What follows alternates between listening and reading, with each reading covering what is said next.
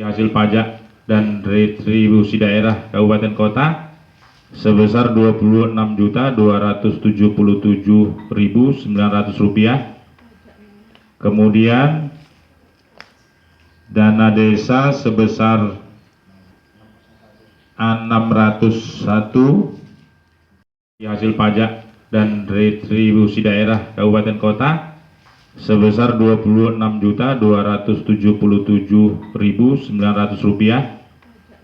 Kemudian dana desa sebesar Rp601.773.000. Kemudian dana ADD sebesar Rp204.988.521. Ya, semuanya ini nanti bakal ditransfer ke desa itu secara bertahap sampai 3 tahap, yaitu tahap terakhir nanti dana BHP, yaitu dana bagi hasil pajak. Jadi jumlah dana yang bakal kita terima nanti yang ditransfer sebesar Rp833.039.400. Itu akan digunakan untuk yaitu 4 bidang. Sebenarnya ada 5 bidang, bidang penyelenggaraan pemerintahan, bidang pembangunan desa, bidang pelaksanaan pembinaan kemasyarakatan, bidang pemberdayaan, dan bidang tidak terduga. Untuk tahun 2016 ini di Desa Tanjung Harap merencanakan hanya untuk 4 bidang, yaitu bidang penyelenggaraan pemerintah, bidang pelaksanaan pembangunan desa, dan bidang pembinaan kemasyarakatan, serta bidang pemberdayaan masyarakat. Yang pertama, bidang penyelenggaraan pemerintah desa itu kita peroleh dari dana alokasi desa, yaitu yang 204 juta itu 988.500 itu diperuntukkan untuk penghasilan tetap kepala desa dan perangkat desa sebesar untuk 12 bulan sebesar 100.200.000. Untuk tunjangan kepala desa dan perangkat desa selama 1 tahun sebesar 21 juta. Untuk tunjangan BPD sebesar 16.800.000. Jadi untuk penghasilan tetap dan tunjangan ini untuk belanja pegawainya saja itu sebesar 138 juta.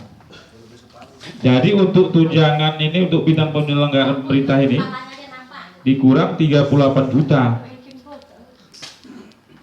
Ya kan? Dari sisanya itu 249.88500 dikurang 138 juta, tinggal 66.988.500. Ini dibagi 2, 50%.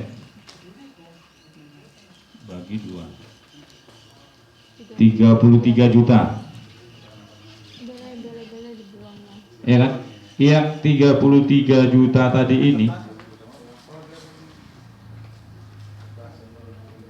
ini dibagi 2 lagi. 16,5. Dibagi 2. 16 juta setengah. Nah, 16 juta ini 16 juta untuk pemberdayaan dan pembinaan kemasyarakatan. Jadi segala dana yang untuk ini dari dana desa yang 601 juta tadi itu tidak bisa digunakan untuk hal lain selain fisik.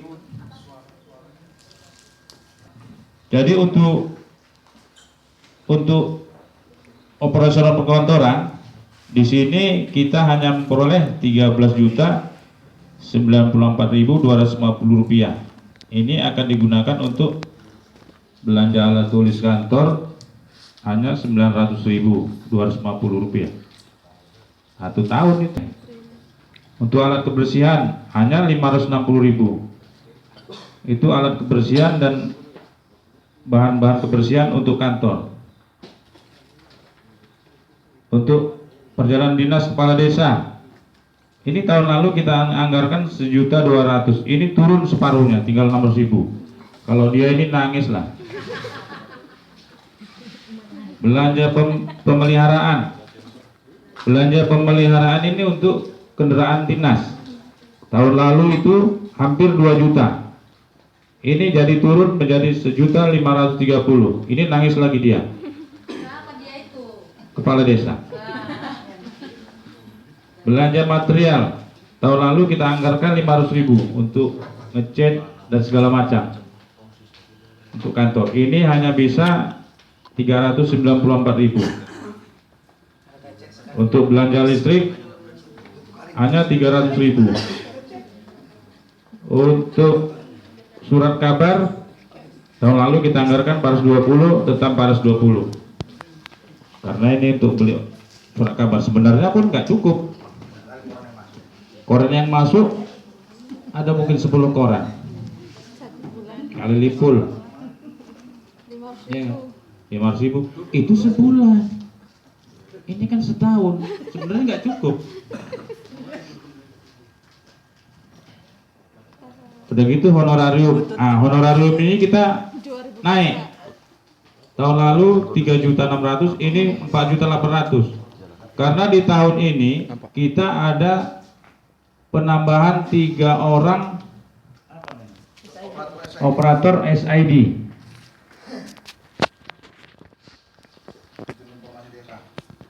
SID itu sistem informasi desa. Itu 3 orang. Ada orang ini? 2 orang. 2. Yang satu mana? Sensus Oh, sensus. ke Papua Gambar. Jadi di sini honorarium itu untuk 4 orang, 4.800.000 ini. Hanya 4 orang. 1 bendahara desa. Jadi 4. Belanja cetak dan atribut. Ini turun. Dari tahun lalu 2.800.000 ini menjadi 2 juta. Ini bakal turun jadi belanja makan minum ini 900.000. Untuk operasional BPD sebesar 1,5 juta. Dianggarkan ini seperti tahun lalu. Untuk perjalanan dinas di sini kita anggarkan 1.300.000. Ini tadi makan minum ini 900. Untuk ATK kita anggarkan untuk BPD hanya 150.000. Untuk pengadaan atau fotokopi 50.000. Jadi untuk bidang pelaksanaan pembangunan, yaitu rencana kita seperti di Dusun 3 juga.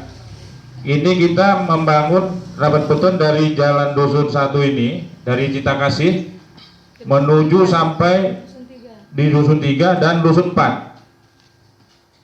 Rencananya sepanjang 1.100 meter kali 3 meter, tebal 15 cm.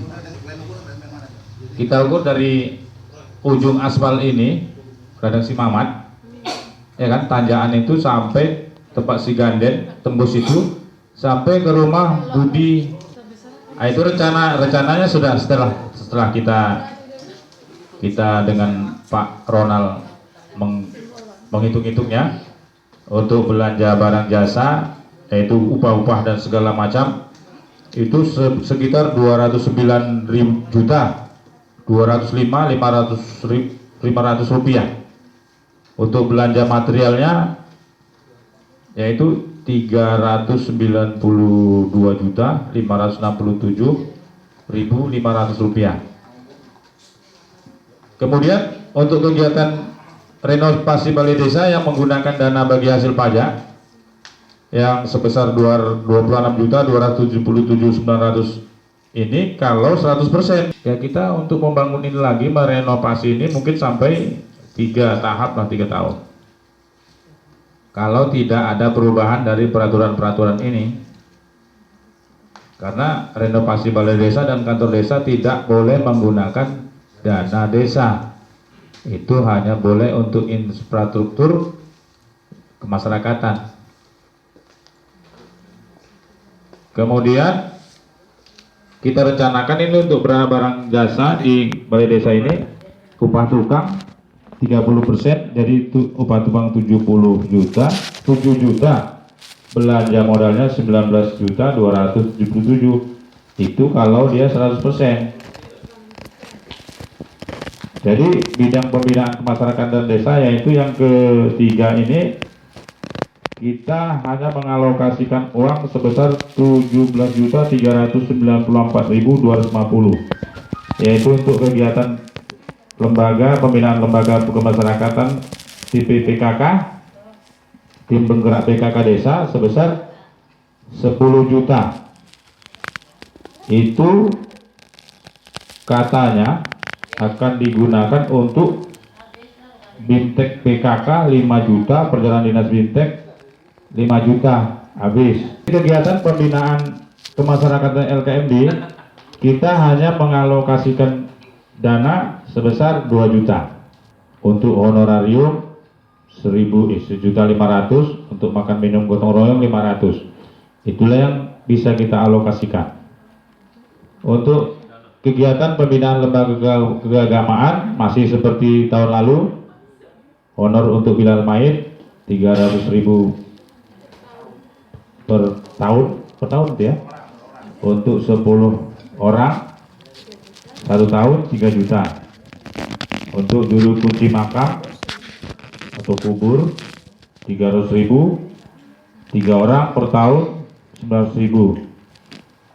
Untuk pemuda hanya biasa kita lakukan ke lokasi alokasikan dana sebesar 1.494.250. Jadi untuk bidang pemberdayaan masyarakat desa kita alokasikan sebesar 35 juta.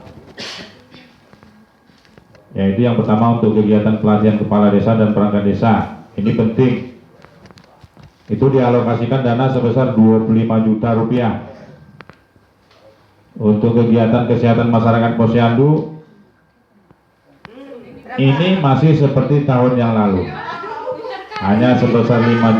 Untuk kegiatan PAUD, ini pun masih seperti yang dulu. Jadi jumlah belanja 833.039.400 rupiah. Inilah yang bisa kita bagi. Kiranya hanya ini yang bisa saya sampaikan sesuai dengan perencanaan kita yang bakal kita lakukan di tahun 2016 ini. Saya sudahi dengan wassalamualaikum warahmatullahi wabarakatuh. Kalau ada yang mau sumbang saran lagi untuk tahun depan.